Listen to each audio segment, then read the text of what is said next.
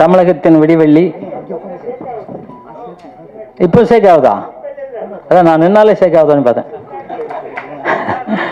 தமிழகத்தின் விடிவெள்ளி தமிழர்களுக்கு எங்கெல்லாம் இந்த பாதிப்புனாலும் தன்னோட அத்தனை வேலையை வந்து நிற்கிற, முன்னாடி நின்று தமிழருக்கு உதவி செய்கிற, அவரை எப்படி கடவுள்னு சொல்றதா, அப்பான்னு சொல்றதா, அண்ணன்னு சொல்றதா எனக்கு தெரியல, திருமாவளவன் அண்ணன் அவர்களை அத்தனை பேரும் கைத்தட்டுங்க. அத்தனை பேரும் ஒரு கைத்தட்டல் கூட இல்லாமல் இருக்கக்கூடாது. ஏன்னா இந்த மாதிரி ஒரு மனிதர் இருக்கனாலும் நம்ம தமிழர்கள் நிம்மதியாக இருக்கணும்னு நான் நினைக்கிறேன். எனக்கெல்லாம் இடையில ஒரு 10 வருஷம் மாதிரி தமிழ் பிரச்சனை, தமிழன் இருக்கக்கூடாதுன்னு சொல்லுது. அவர் துணிஞ்சு நின்று எனக்காக போராடி இன்னைக்கு கில்டை காப்பாற்றுனது, இன்னைக்கு தமிழ்நாட்டில் தமிழங்கையில் இருக்க காரணம் அந்த மாமனிதர் தான். அந்த மாதிரி மனிதன் கூட நின்று பேசுறதுக்கே எனக்கு பெருமையா இருக்கு, சந்தோஷமா இருக்கு. அவர் நீண்ட ஆயுளா இருக்கணும், எனக்கு ரொம்ப ஆசை ஒன்று இருக்கு. அந்த இடத்துல சொல்ல முடியல, அவர்கிட்ட தான் சொன்னேன். அந்த ஆசை நிறைவேறணும் நான் இறைவன்கிட்ட வேண்டிக்கிறேன். அதே மாதிரி வேல்முருகன் அண்ணன் அவர்களுக்கும் வந்து, ஏன்னா தமிழர் அப்படின்னா எனக்கு இந்த இலங்கை இந்த இரவு பறவை படத்துக்காக அவங்களை கூப்பிட்டு சரியான ஒரு 2 பேரை தேர்ந்தெடுத்திருக்காங்க. மிக மிக அற்புதமான ஒரு 2 பேர் தேர்ந்தெடுத்திருக்காங்க. நான் கூட இப்போ கோவாவில் இருக்கணும், ஆனால் அங்கே வந்தது காரணமே இந்த 2 சிங்கங்கள் இருந்திருக்கு. இந்த சிங்கம் கூட நாங்கள் நிற்கணும் அப்படிங்கிறதுக்கு தான். ரொம்ப சந்தோஷமா இருக்கு. இந்த படம் ரொம்ப அற்புதமாக இருந்துச்சு. இலங்கை தமிழர்களுக்காக எப்போ அது பிரச்சனை வந்து அத்தனை நேரம் போராடின திருமாவளவன் அண்ணன் அவர்கள். அது வந்து நம்ம எல்லாருக்குமே தெரியும். ஆமா, ஜெயிச்சோமா தோத்தமானிலாம் நமக்கு தெரியாது, ஆனா ஜெயிப்போம். தமிழர்கள் ஜெயிச்சே தீர்வோம்.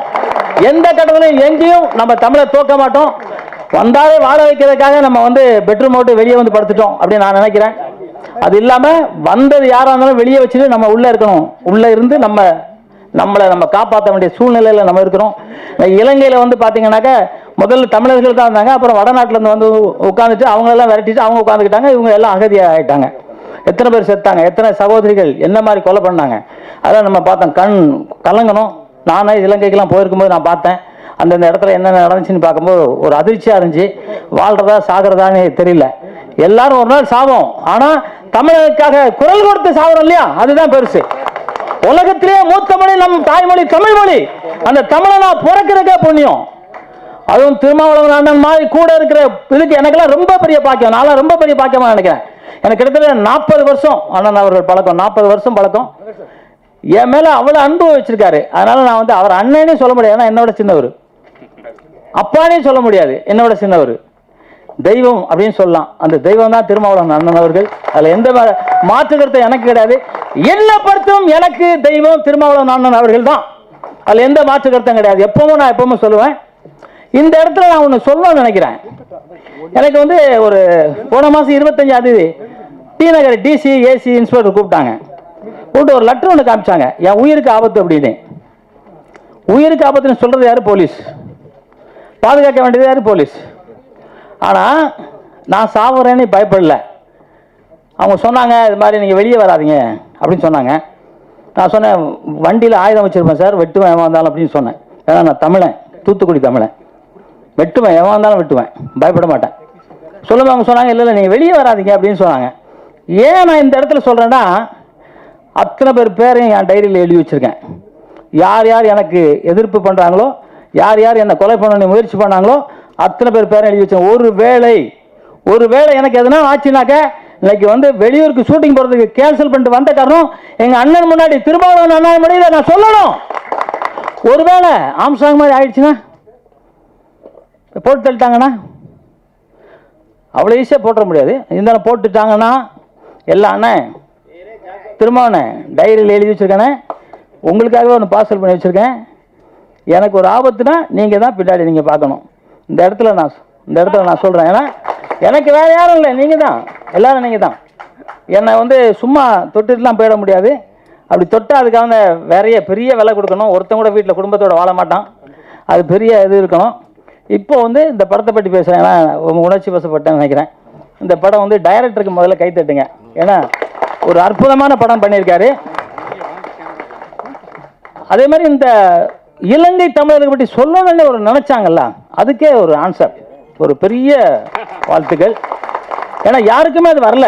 பணம் இருக்கிறவங்களாம் பீரோவில் கொண்டு அடுக்கிக்கிட்டே இருக்காங்க, இல்லை அண்டர் கிரவுண்டில் எடுக்கிறாங்களா தெரியல. ஆனால் பணம் இல்லாதவங்க தமிழர்களை வாழ்த்தணும், தமிழர்கள் நல்லா இருக்கணும்னு நினைக்கிற இந்த வேதாஜி பாண்டியன் அவர்களும், அந்த தயாரிப்பாளர் அவர்களும், இந்த கேமராமேன் சார் அவர்களும், இல்லை இசையமைப்பாளர்களும், எடிட்டர்களும், இதில் தொழில் செய்த அத்தனை தொழில்நுட்ப கலைஞர்களுக்கும் வாழ்த்துக்கள் சொல்லி, ஏன்னா திருமணம் 2 மணிக்கு வேற ஒரு ஃபங்க்ஷன் இருக்கணும், 3 மணிக்கு ஒரு ஃபங்க்ஷன் இருக்கும். அவரை பேச அவர் கடலூர் போனோம், அவர் 4 மணிக்கு கடலூர்ல இருக்கணும். அதானே உங்களுக்கு ஒரு ஹெலிகாப்டர் ஒன்று வாங்கிக்கிங்க அப்படின்னு கேட்டேன். ஹெலிகாப்டர் சல்லனி போயிடலான்னு கேட்டேன். அதனால சொன்னேன். அதனால அர்ஜென்டா பேசினால இந்த பேச்சை தொடர்ந்து நான் நிறைவு செஞ்சுட்டு, எப்பவும் சொல்ற மாதிரி உலகத்திலேயே இந்தியா தான் மிகப்பெரிய நாடு, புண்ணியமான நாடு. அதை விட பெருசு தாய். நம் தாய் அம்மா அம்மானி ஒரு குழந்தை பிறக்கிறதுக்கு எத்தனை வாட்டி அவங்க அம்மானி கத்துறாங்களோ, அதை நம்ம பிள்ளை பிறந்ததுக்கு அம்மா அம்மானி நம்ம சொல்றது இல்லை. ஏன்னா அம்மாவை கொள்றான் பணத்துக்காக. அது இல்லாம புரட்சி தலைவர் எம்ஜிஆர் அவர்கள் சொன்ன மாதிரி தாயை மதிங்க, தாயை மதிச்ச மட்டும்தான் தலைநிமிர்ந்து வாழ முடியும். அந்த தந்தையும் தாயும், தந்தையை பற்றி ஒரு பாட்டு எழுதியிருந்தாங்க, ரொம்ப அற்புதம். அந்த பாடலாசிரியர் வந்திருக்காரா, அவருக்கு உண்மையிலே ஒரு கைத்தட்டு தட்டலாம். உண்மையிலே சூப்பர். தந்தையை பற்றி ஒரு பாட்டு எழுதியிருந்தாரு. அந்த தாயும் தந்தை வணங்குங்க, எல்லாத்துக்கும் மேல தமிழை வணங்குங்க. தமிழ் தான் உலகத்திலே மூத்த மொழி. எந்த நாட்டில் போனாலும் சரி மாடு அம்மானி தான் சொல்லுது, நம்ம காது அடிச்சா ஓமுங்கிறது தான் சொல்லுது, கடல் அலையில போனாலும் தமிழ் தான் பேசுது, எல்லா உயிரினமும் தமிழ் தமிழ் தமிழ் தான் பேசுது. அந்த தமிழனா பிறந்திருக்கிறது பெரிய கொடுப்பனை. அது மாதிரி திருமான மாதிரி ஆளு அவங்க கூட நம்ம இருக்கிறது அதை விட பெருமை. அந்த தமிழ் வாழ்க, தமிழ் வெல்க, தமிழன் வெல்க தீர்வான். நன்றி, ஜெய்ஹிந்த்.